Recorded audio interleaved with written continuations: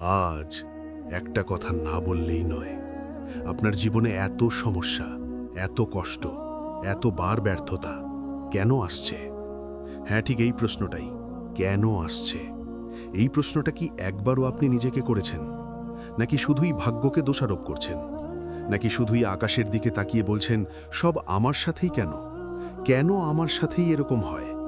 আমি কি একমাত্র ব্যক্তি যাকে এত কষ্ট সইতে হবে? আচ্ছা, একবার ভাবুন তো, এই পৃথিবীতে কি শুধু আপনিই একা যে এই সমস্যায় ভুগছে? উত্তরটা হলো না। হ্যাঁ, উত্তরটা হলো না। কারণ মানুষের সমস্যা থাকবেই। হ্যাঁ, মানুষের সমস্যা থাকবেই, মানুষের পেরেশানি থাকবেই। কারণ মানুষকে উদ্দেশ্য ছাড়া এই দুনিয়াতে সৃষ্টিকর্তা পাঠাননি। হ্যাঁ, ঠিকই শুনেছেন, উদ্দেশ্যবিহীন মানুষ নেই। আর একটিবার নিজের বুকের ভেতর তাকিয়ে দেখুন তো, উত্তরটা কিন্তু আপনার অজান্তে আপনার ভেতরেই লুকিয়ে আছে। সত্যিটা শুনবেন, খুব খারাপ লাগবে শুনতে, তবুও শুনুন। আপনার জীবনে এই যে ঝড়, এই যে অশান্তি, এগুলো আপনাকে ধ্বংস করতে আসেনি। এগুলো এসছে আপনাকে মানুষ বানাতে। হ্যাঁ, মানুষ বানাতে। কিন্তু আপনি এটা ভেবে নেবেন না যে আপনি মানুষ নন। হ্যাঁ, অবশ্যই আপনি মানুষ, কিন্তু আপনি এখনো সেই সঠিক মানুষ হয়ে উঠতে পারেননি যা হওয়ার ক্ষমতা নিয়ে আপনি জন্মেছেন। ওপরওয়ালা দেখছেন আপনি সাধারণ হয়েই জীবনটা কাটিয়ে দিতে চাইছেন, কিন্তু তিনি চান আপনি অসাধারণ কিছু হন। আর সাধারণ থেকে অসাধারণ হওয়ার রাস্তাটা ফুলের বিছানা নয়, ওটা কাঁটার রাস্তা। আপনি কি জানেন, একটা বীজকে যখন মাটির নিচে পুঁতে ফেলা হয়, তখন সেই বীজের কেমন লাগে? চারপাশ অন্ধকার, দম বন্ধ করা পরিস্থিতি, তার ওপর মাটির প্রচণ্ড চাপ। বীজটা হয়তো ভাবে আমাকে কবর দেওয়া হয়েছে, সব শেষ। কিন্তু সে জানে না ওটা কবর নয়, ওটা রোপণ। ওই চাপ, ওই অন্ধকার সহ্য করে বুক চিরে যখন সে অঙ্কুর হয়ে বেরোয়, তখনই সে মহীরুহ হওয়ার যোগ্যতা অর্জন করে। আপনার বর্তমান পরিস্থিতিটাও ঠিক তাই। আপনাকে কবর দেওয়া হয়নি, আপনাকে রোপণ করা হয়েছে। আপনি যদি এই মাটির চাপ সহ্য করতে না পেরে পচে যান, সেটা আপনার ব্যর্থতা। হ্যাঁ, সেটা আপনার ব্যর্থতা। আর যদি বুক চিরে বেরিয়ে আসেন, তবে আকাশ ছোঁয়ার সাধ্য কারোর নেই। আপনি হয়তো বলবেন, কিন্তু আমার আর সহ্য হচ্ছে না, আমার ধৈর্যের বাঁধ ভেঙে যাচ্ছে। ধৈর্য? আপনি ধৈর্যের কি দেখেছেন? ধৈর্য মানে এই নয় যে আপনি সব মেনে নিয়ে চুপচাপ বসে থাকবেন। ধৈর্য মানে হলো যখন আপনার চোখে জল, বুকে পাহাড় সম কষ্ট, পকেটে শূন্যতা, তখনও আপনার লক্ষ্য থেকে এক চুল না নড়া। ধৈর্য মানে হলো যখন সবাই বলছে ছেড়ে দে, তোকে দিয়ে হবে না, তখন মুচকি হেসে বলা, খেলা তো এখনো বাকি আছে বন্ধু। একবার নিজেকে প্রশ্ন করুন তো, আপনি কেন হার মানতে চাইছেন? কষ্ট হচ্ছে বলে? আচ্ছা, আপনি কি এমন কোনো সফল মানুষকে চেনেন যার জীবনে কষ্ট ছিল না? এমন কোনো চ্যাম্পিয়নকে চেনেন যে কখনো হারেনি? না, চেনেন না। কারণ যে হারে না, সে কখনো চ্যাম্পিয়ন হয় না। হার হলো জিতার প্রসেসের একটা অংশ। আপনি যতবার হারছেন, আপনি ততবার শিখছেন যে এই পথে কাজ হবে না, অন্য পথে চেষ্টা করতে হবে। আপনার সমস্যা কি জানেন? আপনি ফলাফলটা এখনই চান। আপনি আজ গাছ লাগালেন, কালই ফল খেতে চান। কিন্তু প্রকৃতি এভাবে কাজ করে না।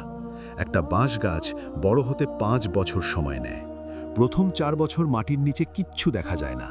কৃষক পানি দেয়, সার দেয়, কিন্তু কিচ্ছু হয় না। মনে হয় সব বৃথা। কিন্তু 5ম বছরে মাত্র 6 সপ্তাহের মধ্যে গাছটা 90 ফুট লম্বা হয়ে যায়। ওই 4 বছর গাছটা মাটির নিচে তার শিকড় শক্ত করছিল, যাতে 90 ফুটের ভার সে নিতে পারে। আপনি এখন ওই 4 বছরের স্টেজে আছেন। আপনার শিকড় তৈরি হচ্ছে। ওপরের দিকে কিছু দেখা যাচ্ছে না বলে হতাশ হবেন না। যেদিন আপনি মাথা তুলে দাঁড়াবেন, সেদিন কেউ আপনার ছায়া মারিয়ে যাওয়ার সাহস পাবে না। চারপাশের মানুষ কি বলছে? তারা আপনাকে নিয়ে হাসাহাসি করছে, আপনাকে ফালতু অপদার্থ বলছে। বলতে দিন। মনে রাখবেন, কুকুর অপরিচিত মানুষ দেখলে ঘেউ ঘেউ করবেই, এটাই তার স্বভাব। আপনি যদি দাঁড়িয়ে প্রতিটা কুকুরের দিকে ঢিল ছুঁড়তে যান, তবে আপনি গন্তব্যে পৌঁছাতে পারবেন না। আপনার কাজ হলো চুপচাপ হেঁটে যাওয়া। আপনার সাফল্যই হবে তাদের গালে সবচেয়ে বড় চড়। যারা আজ আপনার দিকে আঙুল তুলছে, কাল তারাই আপনার অটোগ্রাফ নেওয়ার জন্য লাইনে দাঁড়াবে, যদি আপনি আজ হাল না ছাড়েন। নিজের ওপর দয়া করা বন্ধ করুন।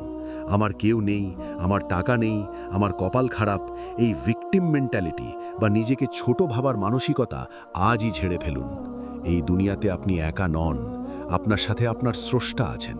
আর যার সাথে স্বয়ং স্রষ্টা আছেন, তার আবার কিসের ভয়? পৃথিবীর কোনো শক্তি আপনাকে আটকাতে পারবে না যতক্ষণ না আপনি নিজেকে নিজে আটকাচ্ছেন।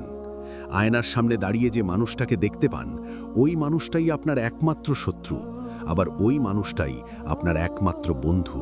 তাকে বোঝান, তাকে বলুন যে অনেক ঘুমিয়েছ, এবার জাগো। আপনার জীবনের গল্পটা যদি একটা সিনেমা হতো, আর আপনি যদি সেই সিনেমার দর্শক হতেন, তবে কি আপনি এমন একটা হিরোকে পছন্দ করতেন যে একটু সমস্যাতেই হাল ছেড়ে দেয়? নিশ্চয়ই না। আপনি চাইতেন হিরো ফাইট করুক, হিরো রক্তাক্ত হোক, কিন্তু উঠে দাঁড়াক। তাহলে নিজের জীবনের সিনেমায় আপনি কেন দুর্বল চরিত্র হবেন? কেন ক্লাইম্যাক্সের আগেই সিনেমা বন্ধ করে দিতে চাইছেন? আপনার সিনেমার শেষ দৃশ্যটা এখনো বাকি আছে, আর সেই দৃশ্যে আপনার বিজয় লেখা আছে। শুধু স্ক্রিপ্টটা মাঝপথে ছিঁড়ে ফেলবেন না। আজ রাতটা হয়তো খুব অন্ধকার, বালিশে মুখ গুজে কাঁদতে ইচ্ছে করছে খুব।